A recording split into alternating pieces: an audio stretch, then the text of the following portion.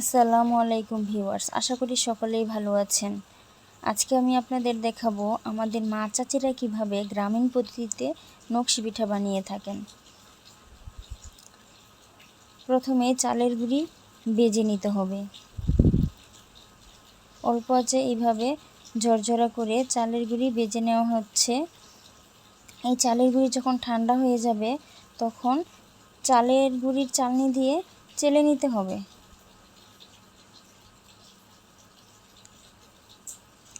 এরপরে এখানে কাই বানানোর জন্য পানি গরম করে নেওয়া হচ্ছে।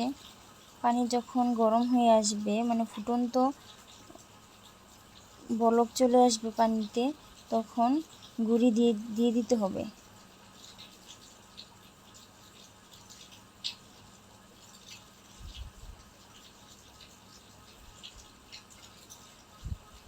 এরপরে এইভাবে নেড়ে চেড়ে কাইটা রেডি করে নিতে হবে। আর এখানে পরিমাণ মতো লবণও ব্যবহার করা হয়েছে।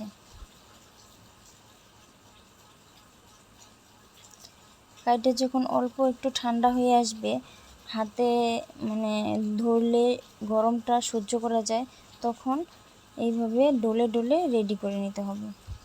এরপরে একদিকে রুটি বেলা হচ্ছে আর অন্যরা সবাই পিঠা বানাচ্ছে। গ্রামে এইভাবেই কিন্তু পিঠা বানানো হয়। আর আমি যেহেতু ভিডিও করব, তার জন্য আমি আমার পিঠা বানানোর প্লেসে চলে আসলাম।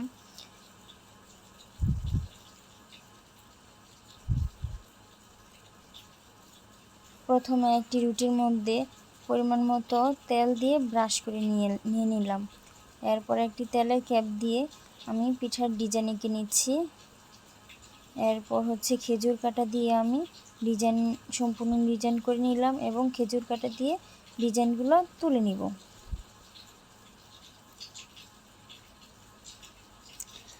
আমার ভিডিও কার কেমন লাগে প্লিজ কমেন্টসে জানাবেন।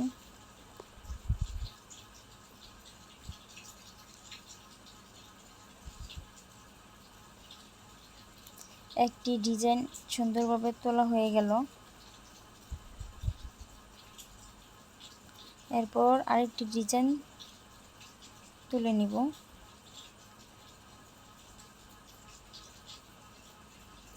এখানে বলার কিছু নাই, দেখে দেখে শিখতে হবে। আর প্রথমেই যে হয়ে যাবে এমন না, আস্তে আস্তে বানাতে বানাতেই সুন্দর হয় হাতের কাজ।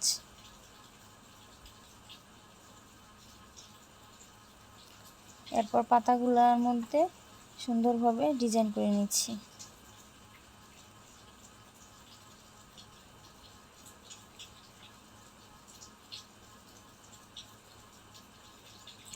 আমাদের গ্রামে এইভাবে পিঠা বানানো হয়, বিশেষ করে ঈদের সময় বা কোনো মেহমান আসলে বা বিয়েতে এইভাবে পিঠা বানায় সবাই।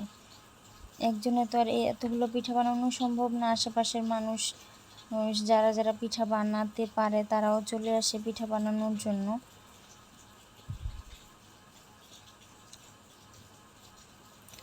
তারপর সুন্দর করে আরেকটি ডিজাইন দিয়ে একটি পিঠা বানানো কমপ্লিট করে নিলাম।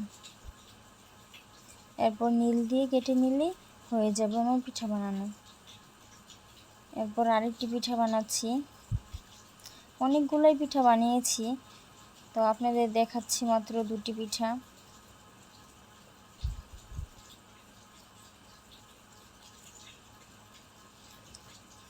সম্পূর্ণ ডিজাইন করে নেওয়ার পর এখন পিঠার ডিজাইনগুলো তুলে নিব।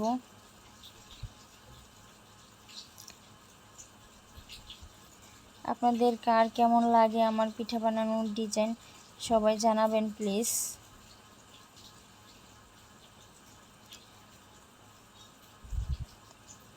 আর দয়া করে সবাই চ্যানেলটা সাবস্ক্রাইব করে দিবেন, লাইক কমেন্ট শেয়ার করবেন।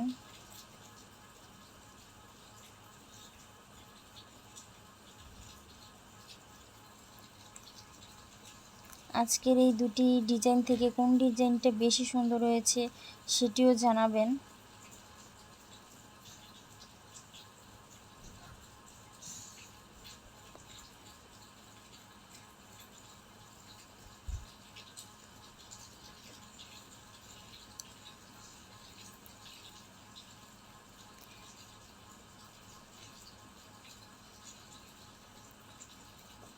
সুন্দর করে বানিয়ে নিলাম আমার আরেকটি পিঠা। এই যে দেখুন, সবাই পিঠা বানিয়ে এইভাবে ডালার মধ্যে রাখে, তারপর পিঠাগুলো তেলে ভেজে নিতে হয়।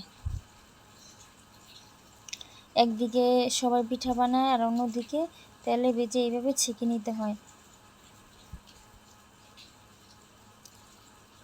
একটি পিঠা দেওয়ার পর একটি একটি করে পিঠা দিতে হয়।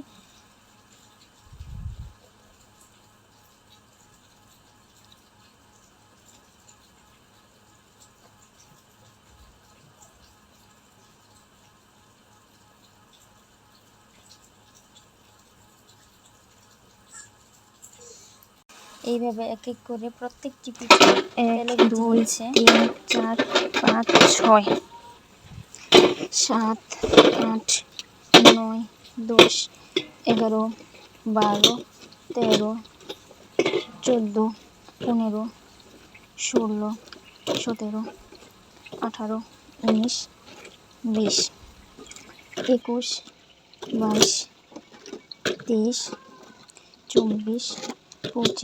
25 26 27 28 29 30 31 32 33 34 35 36 37 38 39 40 41 42 43 44 45 46 47 48 49 50।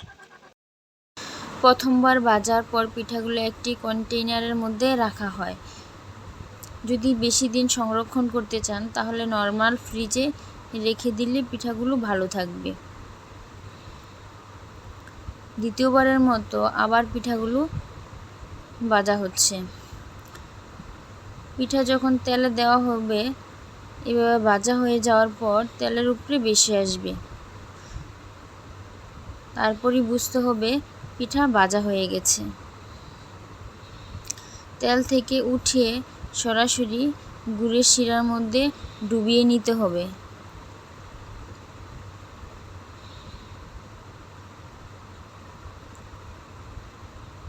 গুড়ের শিরার মধ্যে ডুবিয়ে সাথে সাথেই উঠিয়ে নিতে হবে। গ্রামের মানুষরা এভাবেই পিঠা বানায় ঈদের সময় বা বিয়ের অনুষ্ঠানের সময় বা বাড়িতে যখন স্পেশাল কোনো মেহমান আসে তখন।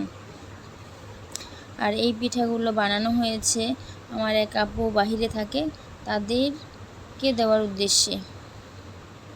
সবাইকে ধন্যবাদ। আসসালামু আলাইকুম।